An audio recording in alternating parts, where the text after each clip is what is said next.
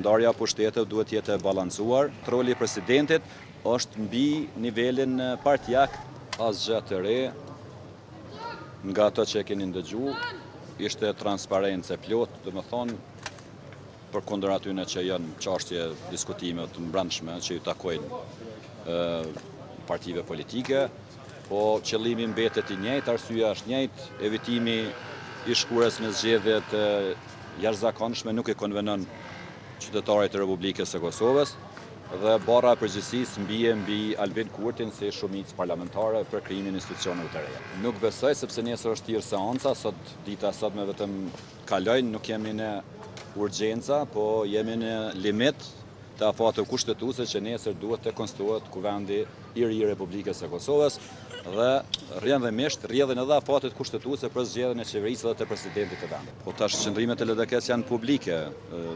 Ndarja pushtetet duhet jetë e balancuar nëse dëshirohet që të ketë partneritet funksional në interes të Republikës së Kosovës.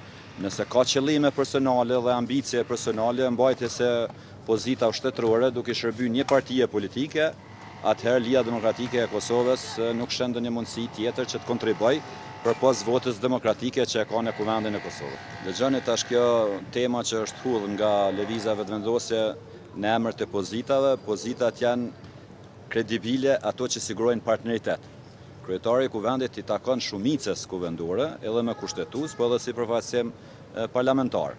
Ndërsa pjesët tjera që lidhen me ekzekutivin edhe me sigurinë e kontrollit mbi pushtetet, siç është roli i presidentit, është mbi nivelin partijak të përfaqësimit që i takon një subjekti politik pozita e kryetarit të parlamentit.